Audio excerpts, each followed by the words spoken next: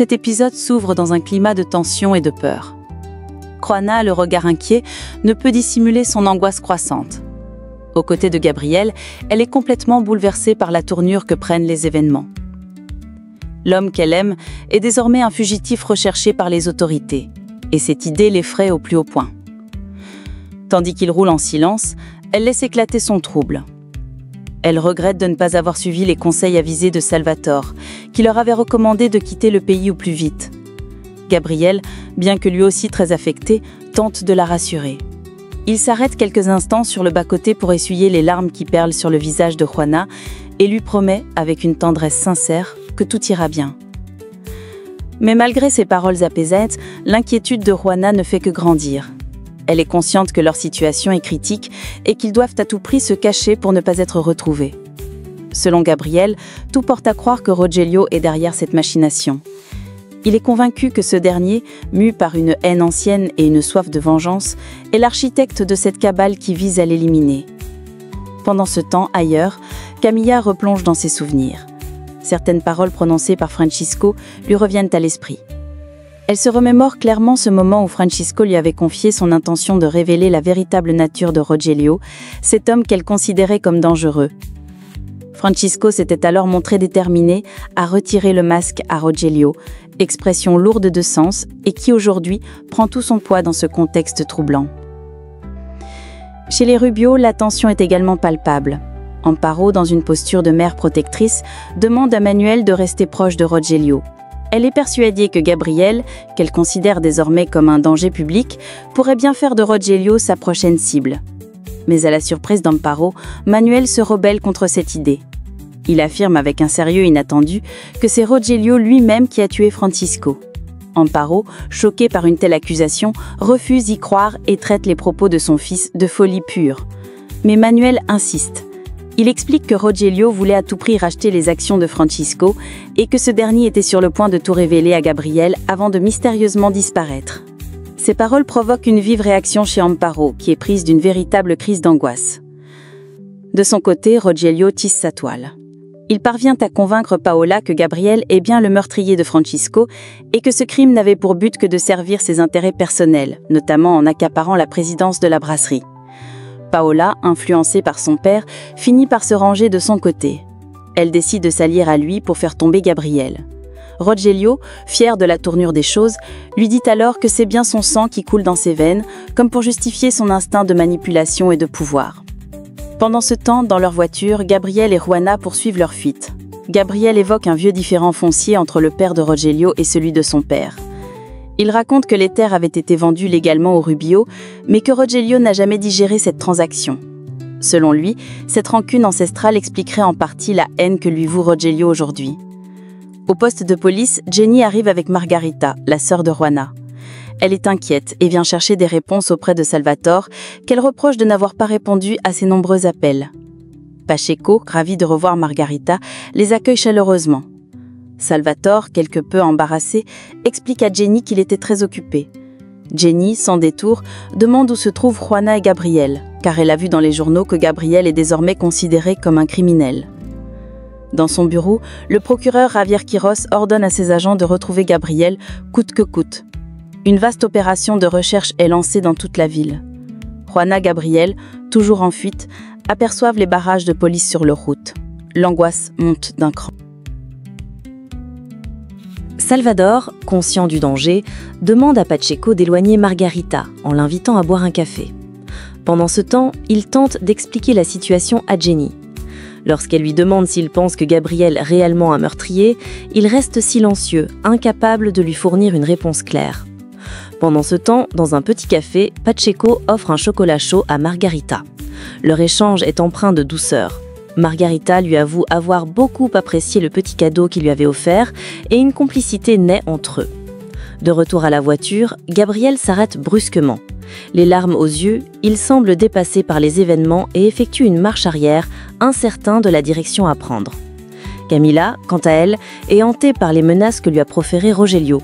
Elle partage ses doutes avec Enriqueta, à qui elle confie qu'elle est désormais certaine que Gabriel est innocent. Enriqueta lui demande alors si elle a une idée de l'identité du véritable coupable.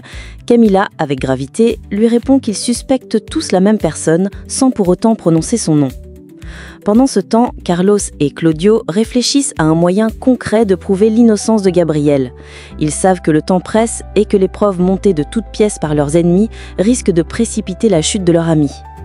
Au garage, Felipe est désespéré depuis le départ précipité de Juana. Il se sent abandonné. Yadira, sensible à sa douleur, vient à lui, le prend dans ses bras et lui dit qu'il peut compter sur elle pour tout ce dont il aura besoin. Ils sont interrompus par Raymond, qui arrive en râlant, visiblement de mauvaise humeur. Felipe lui demande de s'asseoir pour se calmer. Raymond, avec inquiétude, lui apprend que Gabriel est désormais recherché par la police, car un corps a été retrouvé dans son hacienda. Au poste, Salvador confie à Jenny que le procureur Javier Quiros est corrompu. Il cherche à faire porter le chapeau du meurtre à Gabriel afin de protéger ses propres intérêts ou ceux de ses complices. Jenny lui demande alors pourquoi il ne le dénonce pas, mais Salvador explique qu'il n'a pas ce pouvoir et que toute action précipitée pourrait aggraver la situation. À cet instant, Javier fait irruption dans la pièce et demande si Jenny est venue fournir des informations sur Gabriel. Salvador présente Jenny comme étant la mère de Juana Bravo. Javier, avec agressivité, l'accuse de complicité et la menace d'une incarcération imminente. Jenny, courageuse, défend sa fille avec fermeté et nie toute implication. Salvador tente de calmer la situation. Javier l'interrompt pour lui dire qu'ils détiennent des preuves solides. Le rapport balistique confirme que l'arme retrouvée dans le bureau de Gabriel est bien celle qui a servi et tué Francisco. Salvador, furieux mais stratégique, éloigne Javier pour éviter que Jenny ne panique davantage. Il feint alors d'être de son côté, ce qui satisfait pleinement le procureur. Javier, toujours sur le pied de guerre, ordonne à Pacheco de retourner à ses fonctions, précisant que ce lieu n'est pas un espace d'accueil pour visiteurs. À la brasserie, Camila explique à Carlos un souvenir clé. Juste avant la fête de la brasserie, Francisco lui avait dit qu'il allait enfin dévoiler au grand jour l'identité de la personne qui voulait nuire à Gabriel. Cette révélation donne encore plus de poids à leurs soupçons. C'est alors qu'Elvira, la mère de Francisco, fait irruption dans le bureau. Elle accuse Camila d'être responsable de la mort de son fils. En colère, elle jure de la faire expulser et de récupérer les actions de Francisco, rappelant qu'ils étaient mariés sous le régime de la séparation des biens. Carlos, dans un effort pour maintenir la paix, tente de calmer Elvira, tandis que David intervient à son tour pour éviter que la situation ne dégénère davantage. De l'autre côté, Josefina apprend à Memo une nouvelle des plus troublantes. Gabriel est désormais activement recherché par les autorités. Elle lui explique qu'un corps a été retrouvé sur la terre appartenant à Gabriel, ce qui a provoqué une avalanche de soupçons contre lui. À ces mots, Memo réagit avec inquiétude, comprenant immédiatement la gravité de la situation. Josefina, voulant clarifier un malentendu naissant, lui confie qu'elle a accepté d'héberger Raymond chez elle, non par attachement sentimental, mais simplement pour éviter qu'il se retrouve à la rue. Elle lui demande de ne pas tirer de conclusions hâtives ni se faire de fausses idées à ce sujet. Memo, touchée par sa sincérité, lui répond avec tendresse qu'elle n'a pas besoin de se justifier, puis la prend dans ses bras, manifestant ainsi son soutien et son affection. Pendant ce moment d'intimité, Carmela et son amie, présentes non loin de là, observent la scène avec curiosité et peut-être une pointe de jalousie ou d'agacement. Dans un autre coin de la maison, Raymond et Felipe sont plongés dans une discussion animée à propos de la situation dramatique dans laquelle se retrouvent Gabriel et Juana. L'ambiance est lourde, chargée de tension et de tristesse. Lorsque Josefina revient chez elle accompagnée de Memo, Raymond ne peut cacher la jalousie qui le ronge à la vue de leur complicité évidente. Ce malaise ne fait qu'amplifier la complexité des relations qui se tissent dans cette maisonnée. Pendant ce temps, Gabriel et Juana, toujours en cavale, fouillent leur voiture avec précaution. Leurs efforts sont rapidement récompensés. Ils y découvrent un petit appareil, un localisateur dissimulé à leur insu. Gabriel, visiblement agacé par cette découverte, s'empresse de retirer l'objet et le jette dans une poubelle, conscient que leur sécurité dépend de chaque petit détail. Une fois débarrassés de cet espion électronique, ils reprennent leur chemin, déterminés à ne laisser aucune trace derrière eux. À la brasserie, Enriqueta, fidèle et bienveillante, propose son aide à Camila. Elle lui dit de ne pas hésiter à lui demander quoi que ce soit si elle a besoin d'un soutien ou d'une épaule. Camila, profondément reconnaissante, la remercie chaleureusement.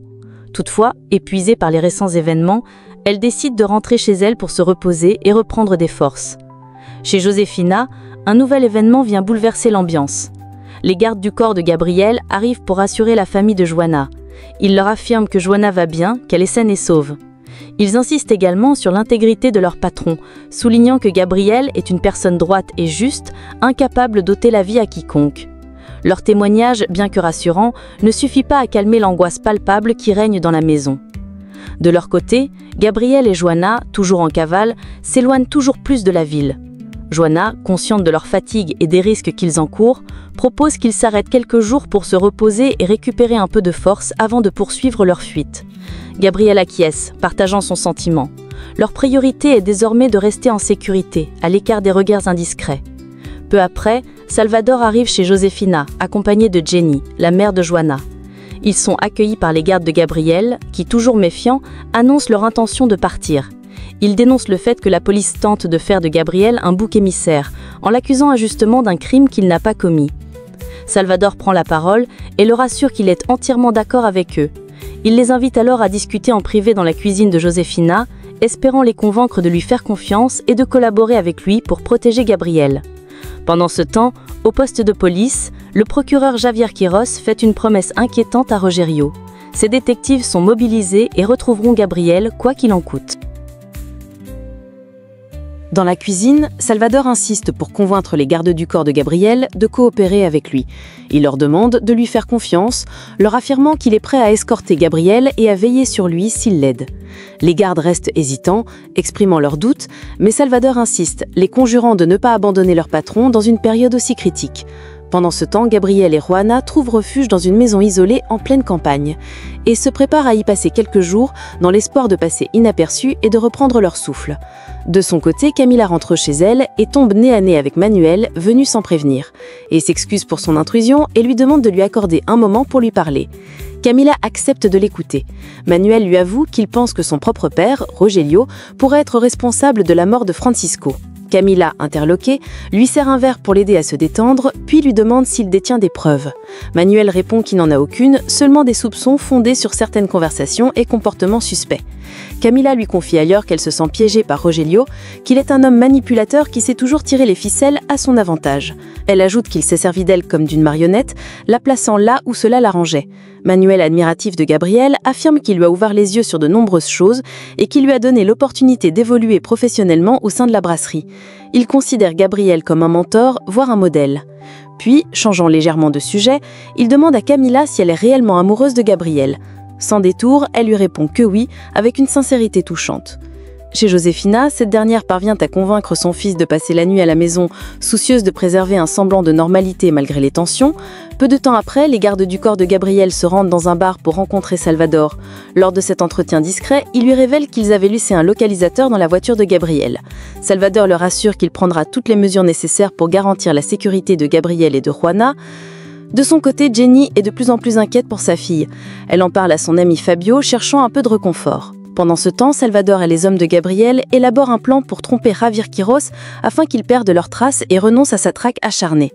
De leur côté, Gabriel et Joanna, réfugiés dans leur cachette, se retrouvent enfin un peu seuls et au calme. Assis devant la cheminée, ils se réchauffent et partagent un moment d'intimité intense. Joanna exprime à Gabriel à quel point elle est soulagée d'avoir découvert qu'il est le père de son fils. Elle lui promet d'être à ses côtés durant toute cette épreuve difficile, prête à affronter le pire tant qu'ils sont ensemble. Gabriel, ému, lui dit qu'il ne peut imaginer sa vie sans elle. Ils s'enlacent tendrement, puis s'embrassent longuement, trouvant un peu de lumière et de réconfort au cœur de la tempête.